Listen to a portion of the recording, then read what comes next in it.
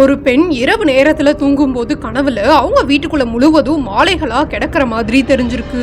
உடனே தூக்கத்துல இருந்து அரண்டு எந்திரிச்ச அந்த பெண் கனவுல வந்த விஷயங்களை அவங்க பாட்டிகிட்ட சொல்லியிருக்காங்க.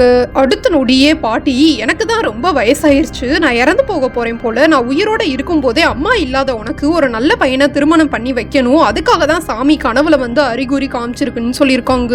இந்த விஷயம் நடந்து சில நிமிடங்களுக்கு அப்புறம் பாட்டி இறந்துருவாங்களோன்னு நினைச்சு பயந்து போன அந்த பெண் அழுதுகிட்டே தூங்கும் போது மறுபடியும் கனவுல அவங்க வயக்காட்டுல இருக்க புத்துக்கு பக்கத்துல ஒரு சிவலிங்கம் இருந்த மாதிரி தெரிஞ்சிருக்கு.